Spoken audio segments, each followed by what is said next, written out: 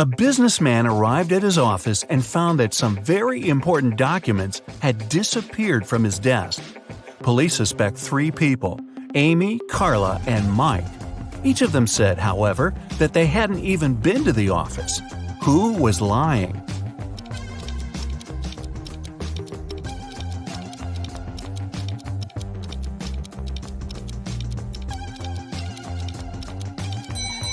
It was Mike. Both Amy and Carla are wearing high heels, while the dirty footprints on the floor were clearly left by sneakers. The king of a faraway kingdom was getting old and started to think of announcing his heir. He had 3 daughters, each with her own virtues, and the king couldn't decide which of them would be the best queen. Then one of his counselors suggested an idea. The king should give each of his daughters a teapot filled with water, and the daughter whose pot started to boil first would be proclaimed the heiress. When the day of decision came, the 3 princesses started boiling water. 2 of them really wanted to become the next queen, but in the end, the one that didn't want the throne won the competition. How did that happen?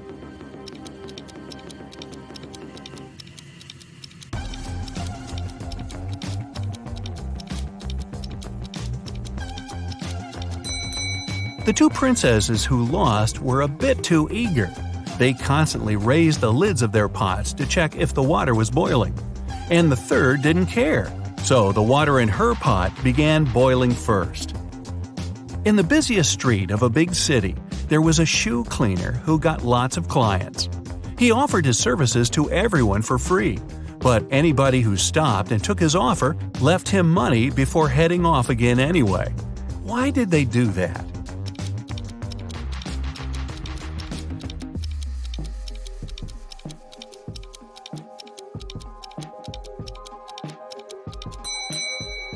He cleaned only 1 shoe for free, and if the client wanted their second shoe cleaned, they had to pay. Aaron was a poor teacher in a rural school. On the 13th of February, the day before St. Valentine's, he unexpectedly received a letter saying that his rich great-aunt had left him a huge inheritance. The next day, 3 of his colleagues, Sarah, Carrie, and Martha, sent him love letters. Can you tell who was genuinely in love with him and who was only pretending to take advantage of his newfound wealth?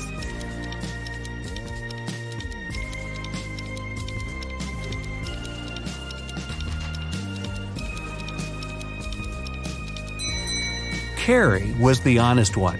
She's wearing a necklace with A and C engraved on it, which stands for Aaron and Carrie. Clearly, Aaron gave it to her as a gift because they'd been dating even before he got the inheritance. Jonathan spent several days in a hospital, although he never even entered the place through any doors. What's more, when he was released, he was perfectly healthy, but still had to be carried out of there. Why?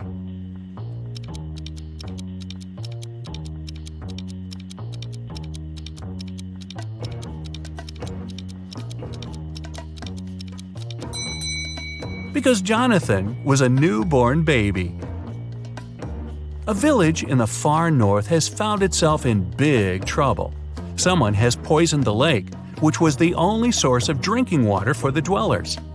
When the police arrived to the place, all they saw was a set of weird prints on the snow.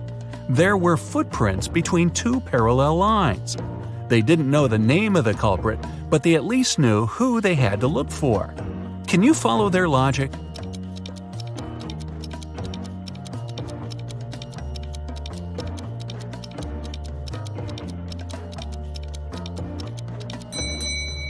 The police were looking for a person in a wheelchair and their helper. The wheels would leave those parallel lines, and the helper had to push the chair and would leave the footprints. Jack and his business partner decided to celebrate a very profitable contract they'd recently signed. They both loved hiking, so Jack suggested going to the Alps for a climbing trip. His partner gladly agreed, and Jack took it upon himself to arrange their little vacation. However, the trip went terribly wrong, and Jack's partner got lost in the mountains. Jack couldn't find him, and neither could the rescuers. But upon returning home, Jack was arrested after the police got a call from his travel agent. Why?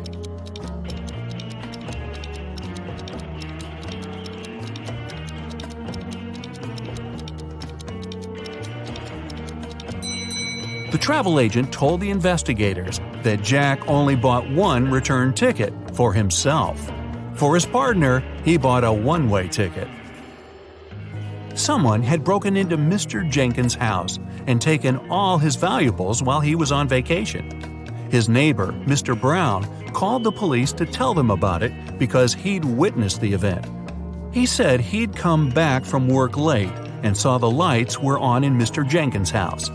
Mr. Brown knew his neighbor was away, so he carefully approached the window to look inside. The glass was frosted over, so he breathed on it to melt the ice and saw a man in a gray hoodie stuffing valuables into a blue backpack. Then Mr. Brown ran home and called the police. The officers listened to the story and immediately arrested Mr. Brown. Why?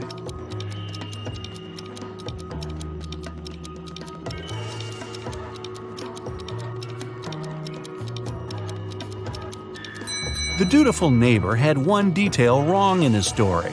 Windows become frosted over from inside. Then how could he have melted the frost with his breath from the outside? One rainy morning, Miss Riley left her house in a hurry and forgot some very important documents on her desk.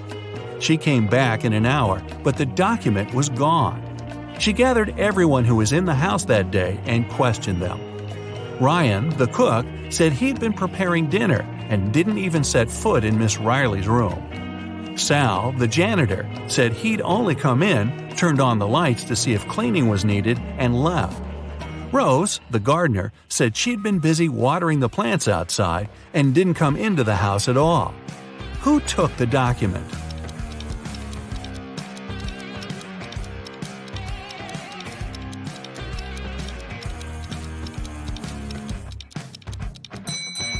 It was a collective job. All of Miss Riley's employees were guilty. It was early in the day, so it would have made more sense for the cook to prepare lunch. For the same reason, the janitor wouldn't have needed to turn on the lights. And it was also raining, so the gardener wouldn't have to water the plants outside. There are 4 glasses on the table in front of you. Each of them is filled with water to the exact same level, and in each of them, there's an object. In the first glass, there's a baseball. In the second, a pencil eraser. In the third, a wristwatch. And in the fourth, a paperclip. Which of the glasses has more water than the rest?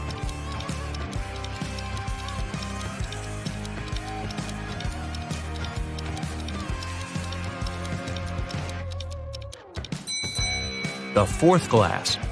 If you take out the objects from their glasses, the water level will drop because they'll stop taking up the volume. The paperclip is the smallest object, so there's more water in that glass. Humanity is coming to its end. The last man on earth is going about his day, working the field, gathering wood for the fire, making supplies for the winter. At the end of the day, he's getting ready for bed when he hears a knock on the door. He isn't scared and goes to open it. Who's standing behind the door?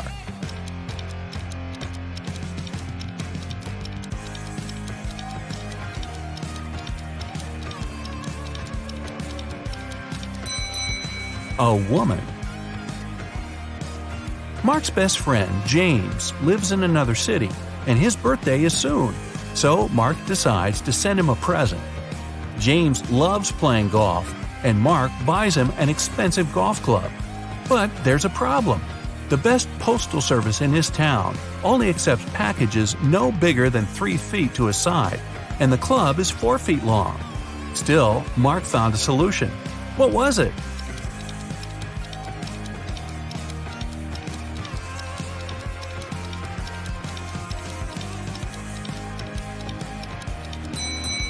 Mark bought a square box with a side of 3 feet and put the club inside it diagonally.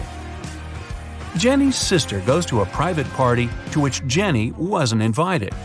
Envious, Jenny still decides to go, but finds out there's a guard at the entrance who asks all visitors for a password. She hides around the corner and eavesdrops on the other guests. One couple approaches the guard and he says 11. They reply 9, and he lets them pass. The next visitor is a guy to whom the guard says 6. He answers with 4, and the guard lets him through. Certain that she gets the principal, Jenny comes out of the shadow. The guard looks at her and says 110. Jenny replies 108, but the guard doesn't let her through. What's the correct answer?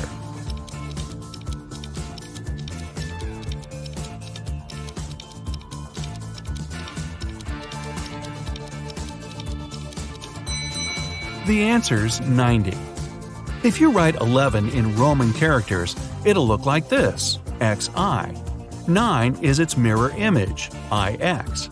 Same with 6 and 4. With 110, it's CX, and 90 is XC. A man came to the police claiming that a very valuable briefcase was forcefully taken from him in the street. When an officer asked the man if he could describe the person who had done it, the man said he was wearing a full motorcycle outfit, leather pants, a thick leather jacket, and a helmet. The culprit tore the briefcase from the man's hands, hopped on his motorbike, and left. Still, the man noticed the criminal drop something and picked it up. Turned out it was his glasses. The man took them to the police as evidence. After a few more questions, the man was taken into custody for fraud. Why?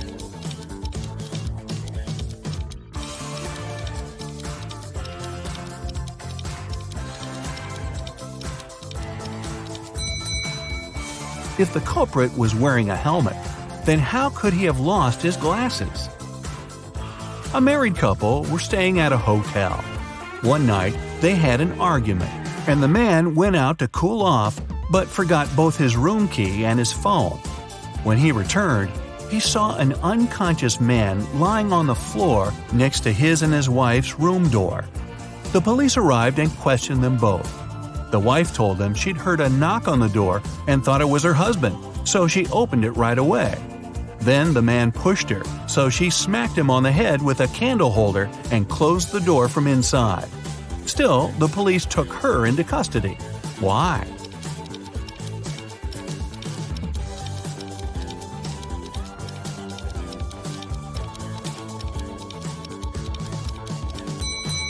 The woman thought it was her husband, but still approached the door with a candle holder in her hands. That means she wanted to hit him with it in the first place. Lights out. 4 friends were hiking in the mountains. At lunchtime, it started pouring down. The friends hid in a cave. They decided to 4 friends were hiking from the entrance to protect themselves from the chilly wind. When they were already deep in the cave, Amelia discovered she'd lost her phone. The girl asked her friends to go and look for her gadget, and she was going to stay there and start a fire. In a half an hour, the guys were back. James said he hadn't noticed a lake in the dark and had fallen into it. Oliver told her he had seen some bats, got terribly scared, and rushed back. And Ethan nearly got lost. "I'm so happy I made it back to you." Which guy behaved suspiciously?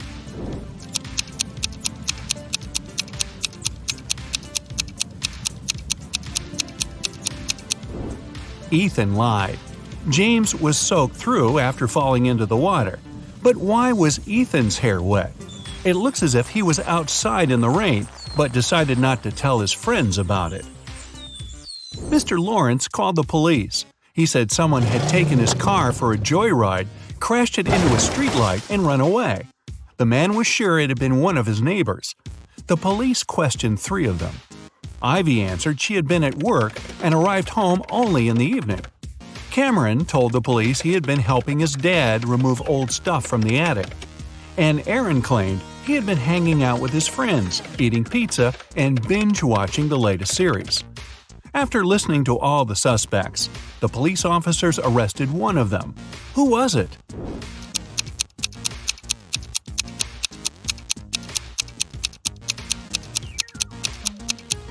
It was Cameron. There's no attic in his house. He invented the whole story. Jackson was going to marry the love of his life, Liza. But one day before the wedding, his fiancée disappeared. Her room was a mess. On her bed, Jackson found a note with several hastily written numbers, 5509-710. Jackson knew 3 other guys were in love with his wife-to-be. Jaden was a landscape designer and often sent Liza beautiful flowers. Luke owned a gas station and usually tanked up the girl's car for free. And Asher was a hairstylist and helped Liza with her hair. All of these guys wouldn't be above taking the girl away to prevent her from marrying Jackson. But just one of them was actually guilty. Who?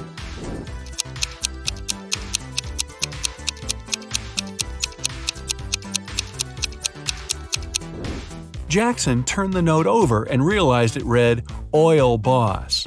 It was Luke who had taken Liza away.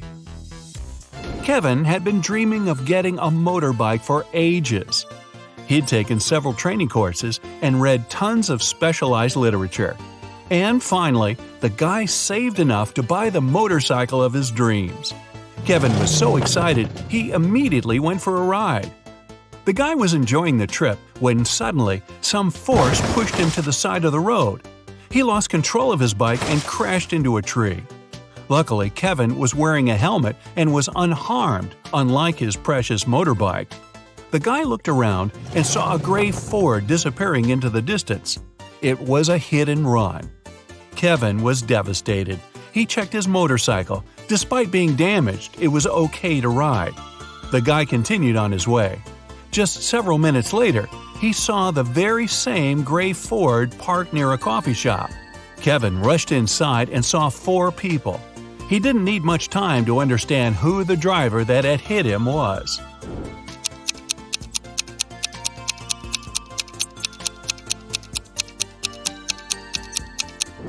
It's the man standing near the counter. The rest of the visitors are already eating. He's the only one still choosing what to order. Naomi invited her friends to a pajama party at her house where she lived with her parents and an older brother. The only thing she told the girls was, "Don't enter my brother's room. Mark loves playing tricks on people, and once you're in there, you might not be able to get out." They had been eating, gossiping, and watching viral TikTok videos until one of Naomi's friends asked, "Wait, where's Rebecca?" What the girls didn't know was that Rebecca went to the kitchen to drink some water. But she got lost and ended up in Mark's room. The door closed behind her back, and try as she might, it wouldn't open. That's when the girl noticed a password lock with letters on it. At a loss, Rebecca looked around. Was that a piece of paper on the table? She picked it up and saw 5 numbers on it. 37692. The girl thought for a while, then entered a combination of letters and got out of the room. What was the password?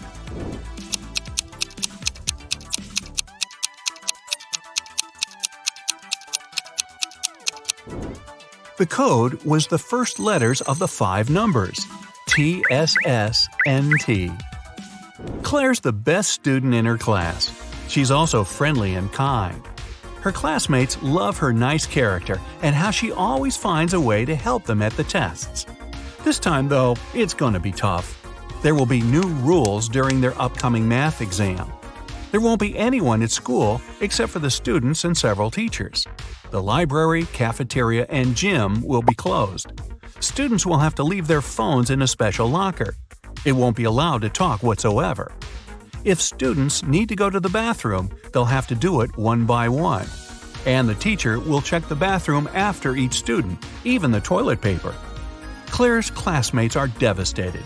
They know they're going to fail the test. "Don't worry," the girl says, "I've got an idea." When the kids get their exam results, they see the highest marks. Their teacher knows the students cheated, but how?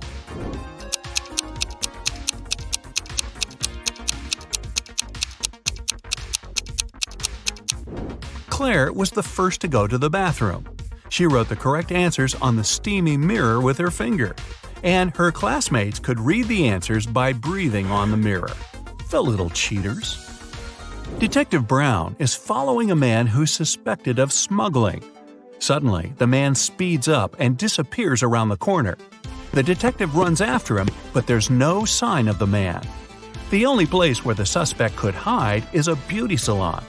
Brown rushes inside and sees 3 women, but he knows for sure one of them must be the man he's looking for. Which one?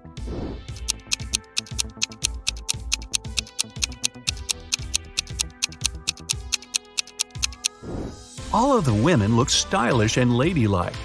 But look at the arms of the one sitting on the right. They're too hairy to belong to a woman. That's our criminal. An expensive ring went missing from a jewelry store on the first floor of a large shopping mall. The manager called the police. After watching the CCTV camera footage, they had 3 suspects: a student, a woman with a 10-year-old daughter, and an elderly man. The student said he had agreed to meet with his friend next to the jewelry store.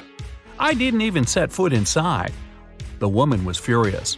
"I was at the movies with my daughter here in the mall when everything happened." The elderly man said, "Yes, I did enter the store. I felt unwell and asked for a glass of water, but I didn't take the ring." Who's lying?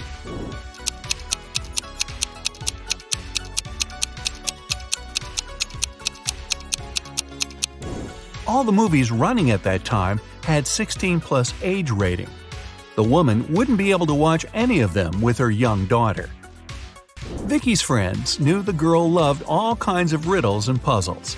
Once, they decided to play a trick on her. While she was sleeping, they moved her to the attic and left her there with nothing but a note, a pen, and a flashlight.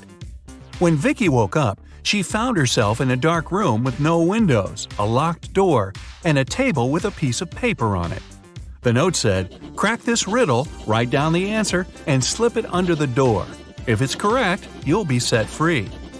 M1Y L1I1F1E." Vicky was a smart girl. She didn't need much time to find the answer to the riddle. Do you know it?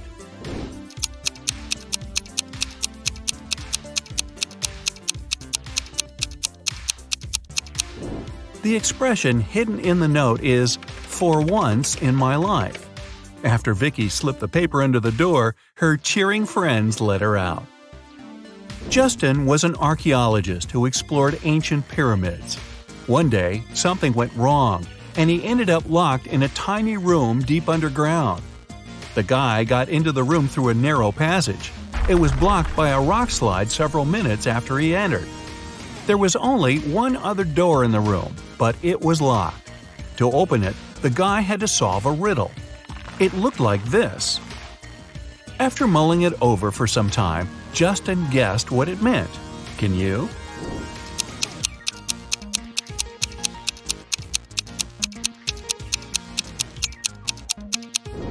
The answer is, try to understand. One day, a public library made a strange announcement. Each member could borrow as many books as they wanted. They also didn't have to return them for the next half a year. Why?